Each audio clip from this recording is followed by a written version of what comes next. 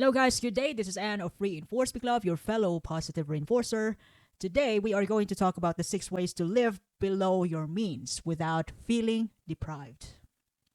Now, this topic is applicable to those people who have future financial goals, who are into building their own empire, so that by the time that they get old, like 50 and above, they can finally do whatever they want.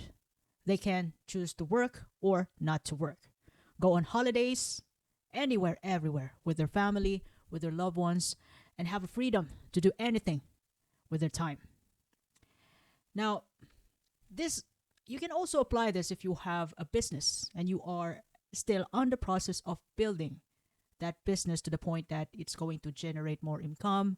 It can serve more and more people over the years. When you're starting out something, you don't have to be like, when you already have a return on investment, not necessarily that you're going to spend them all.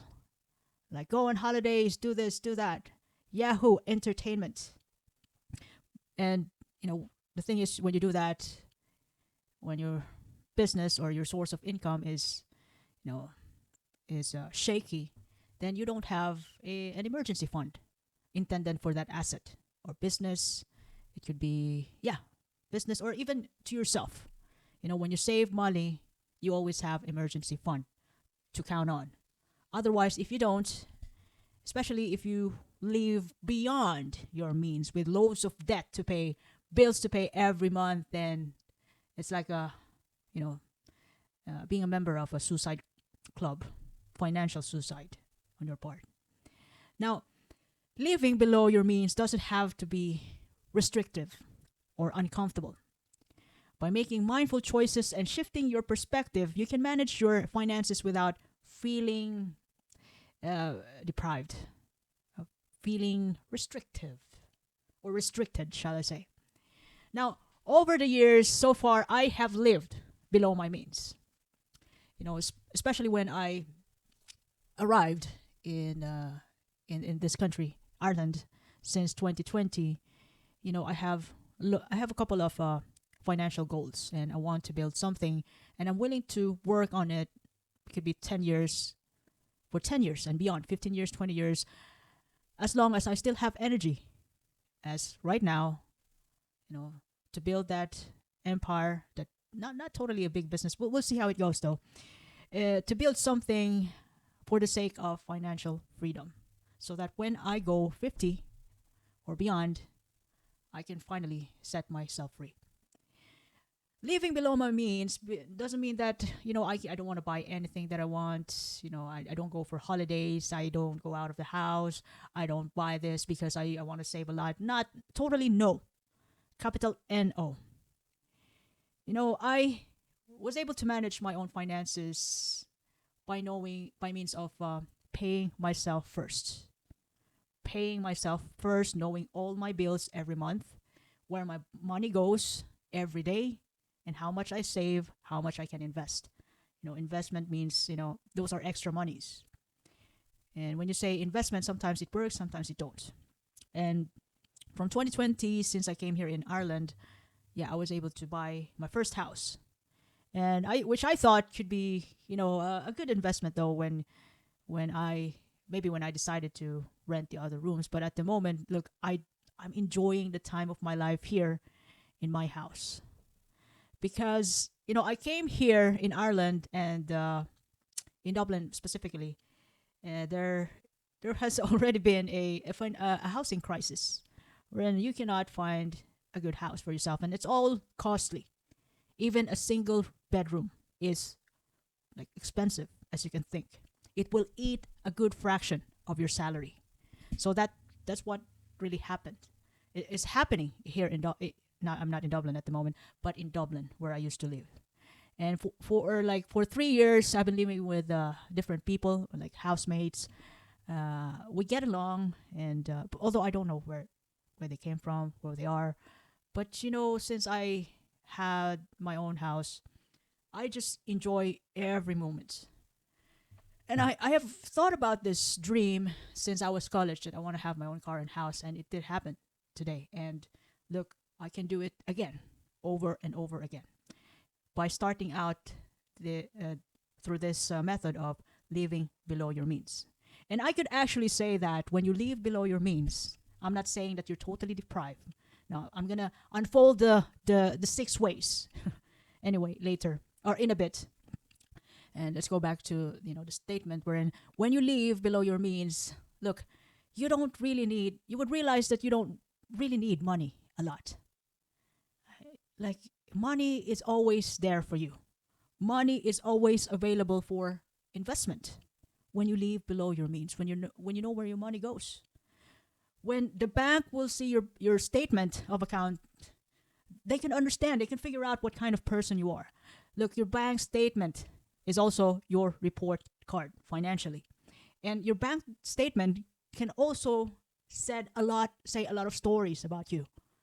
Your bank statement. So that's what the bankers will check in case if you decided to get a loan or mortgage, whatever you need financially to purchase something, and to buy to like as a loan, shall I say. Now, speaking about the 6 ways to live below your means without the feeling of being deprived. Firstly, personally, I focus on the value, not the cost when I buy something. Value first, disregard the cost. I'm not talking about Levi's or whatever brands, expensive brands with the shirt and shoes. Value means, every time I buy something, I ask myself, does it has something to do with my long-term goal? And that is why I am quite thrifty. Although I'm not totally, thrifty about food. Look, nobody can stop me eating my favorite foods. No. That's a big value to me. But when I buy something like normal clothes, jackets, shoes, and bags, I ask myself, like, does it have something to do with my financial goal? Do I need it badly right now? Do I still have some bags and shoes and clothes which I can wear? And do I really need this? And then I hold that decision for a day or two, and if it's still in my head, then I'm gonna buy. Otherwise, most of the time, I don't buy because I already have it. I don't have the urge anymore to spend my money for fun, to for the sake of rewarding myself. I reward myself in the long run, just like delayed gratification, but not totally deprived though. I still eat my favorite Asian food. I still go to my favorite places, but I keep my budget. I budget, like for example, if I go on holidays, I save for it for a couple of weeks or months, and then I go on holidays, just like everybody else. If I can, I can actually go on holidays every month, but once again, financial goals. Financial goals first. If there's a relationship goals, there is also such a thing as financial goals. Now, focusing on value, not the cost. Instead of cutting out everything you enjoy, look, remember, prioritize spending on things that bring you the most happiness or long-term value, like house or a car, anything that could give you convenience. If you only need a car, and in terms of the quality of the car, you also have to ponder it out. If you want to buy a brand new car or a second hand, it's up to your criteria as well as to your financial capability. So this could mean investing in experience, like you can manage your spending habits, or quality of items that last. That if you ever buy a shoes or bag, you make sure that you take good care of them so that they can last for a long time, and you don't have to buy them again next month. So rather than simply going for the cheapest option, you know, doesn't mean that you are saving. You buy cheap. So value first. Even though it is costly, but it lasts long, then, and you need it badly, it's urgent, then buy it. Keep it for a long time. Make use of it. So, yes, like speaking about value though, Uh, Sometimes, we miss the essence of the value because we think about rewarding yourself ourselves first because we are the one who work hard so that we can earn money. So I deserve a new shoes, I deserve a new Adidas, a Reebok, I deserve a new handbag, I deserve every month, I deserve to spend every day, I deserve to spend all my money that I earn every month. Yes, you do deserve, even myself. But the thing is, if you have a goal in mind, if you are building something for the sake of financial freedom in the long run, look, you cannot keep that kind of mindset. So focus on value, not on the cost when you buy something. And I did that too. The second thing that you can do is set a clear financial goals. Having a well-defined goals like saving for a vacation, a new saving for a new home, or saving for your retirement. You this long-term goal can help you be motivated, stay motivated in the long run. When you know why you are saving or investing, the sacrifices will feel purposeful, not like you're being deprived of something. So when you spend something, when you invest your money, and the return will be in the long run, small time return, small time ROI, but this small time ROI after 3 years, 5 years, 10 years will become an absolute big return of investment. Then you can actually wait for that. It doesn't really mean that you already have a return of investment. You just withdraw them and then have a good time. Remember, you have a goal. You want to buy a new house. You want to be financially free. You want a holiday. You want to tour around the world. Whatever you want. Wonderful retirement income, which is also taxed. So focus on your goal so that whatever you do financially, in terms of spending and halting yourself to spend some dime, it will be worth it. Every decision, financial decisions that you have will be worth it because you have a clear financial goal in mind. Number 3 is it's also important to embrace contentment. Well, as to me though, I would consider myself a minimalist. And as you can see around my house though, I don't have a lot of stuff. I even made my living room as an exercise, a workout area.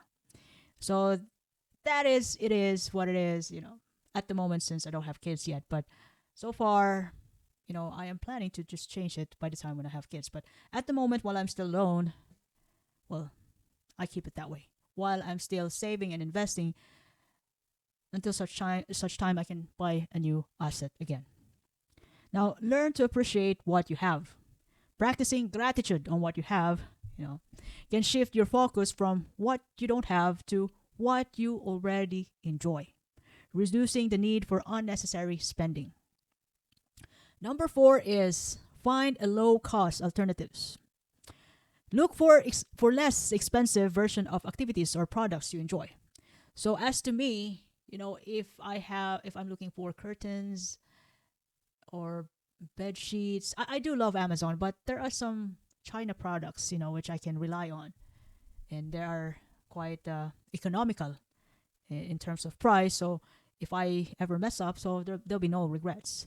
But so far, look, even those Chinese products online, look, they can be reliable.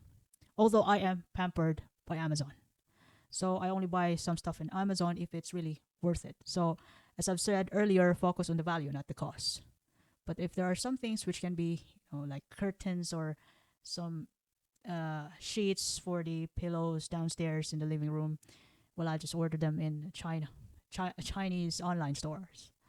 So those are low cost alternatives which can be worth it.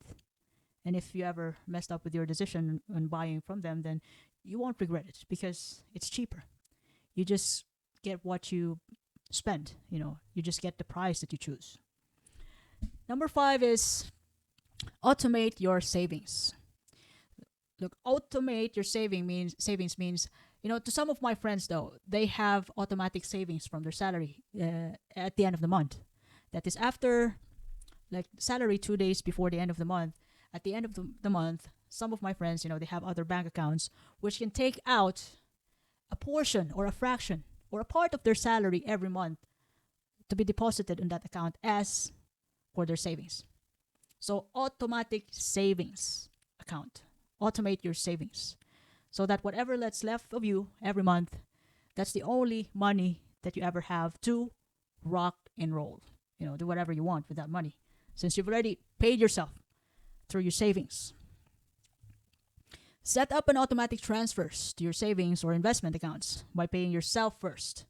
You know the way when you save your money and when you have savings in case of emergency that you cannot work or your family members could be sick or in case of financial crisis you have something, you have money to rely on, to run to. That's way better than nothing at all. You just spend it on holidays, buying new shoes because you deserve it. All right, I do understand. But it's also important to pay yourself first. Then by paying yourself first, you'll be able to save money without having to think about it because it is automatic savings. It is automated, making it easier to adjust to a living on less. That is less because you're going to be just living on what is left of you because your savings have been taken away towards your other account. Like you don't really think about it. You don't make a fuss, thinking about how much should I save for this month. So automate it. Don't think about savings. Just automate it, and you can save time and energy. Lastly, though, track your progress and reward yourself. Regularly review your financial progress to see how far you've come. If you have a financial goal, like you want to buy a new car, buy a house in 5 years or 3 years from now, if you want to save this amount of retirement plan for yourself, so track your progress. Occasionally reward yourself for staying on track, which helps balance discipline with enjoyment. So it doesn't mean that you're saving and you are depriving yourself. You can reward yourself with other stuff. You can even buy yourself a new shoes, a new bag, but you can buy it in the right time, according to your budget. If you want to buy an expensive shoes, then you can save it for 3 months, 4 months. You can save it for 2 months. Then you can buy a shoes. Not necessarily that you have to buy that expensive shoes tomorrow or right now. I'm going to the store now. That is impulsive buying. And you cannot it'll be hard for you to discipline yourself when you are an impulsive buyer, when you decide impulsively in terms of your spending, which means that instead of financial management, it is going to become a pain management for you. Pain management for if you are really eager and determined to change yourself in order to get what you want in the long run, new car, a new house, then you can able to manage that to change your spending habits, to undergo that pain management instead of money management for just 2 to 3 months. And then when your new habit kicks in, then it'll be easier for you to really go through that and hit your goal in the long run. Now by reframing how you view spending and focusing on long-term benefits of saving or investing, you can live below your means while still enjoy life to the fullest. When you have a financial goal in the long run, you will not only enjoy your every moment of every day. You are going to enjoy your life by the time when you reach your financial goals, especially financial freedom. Look, you don't really need to work. Although you have sacrifices for that financial freedom for like 5 years or 8 years, 10 years, which is, you'd be happy enough to do. But, after 5 years, 8 years, 10 years, you're going to enjoy the fruit of your labor anyway. So, still happy days for you. Every day, especially 5 years from now, 8 years from now, 10 years from now, when you're building a business, when you're building your own empire. Look, if you have kids, if you are really, honest enough, ambitious enough to reach your dreams, then there'll be no reason for you to ever give up and buy those excuses. No way. So if you have a financial goal, basically living below your means without feeling deprived is the basic, your number one skill that you have to develop, other than your ambition. So if you ever love this episode today, you can follow me in YouTube, Facebook, Spotify, Apple Podcasts, even in Amazon Podcasts. Reinforce Me Club. This is Anne, by the way, your fellow positive reinforcer. I do appreciate your time and have a lovely day ahead. Thank you very much.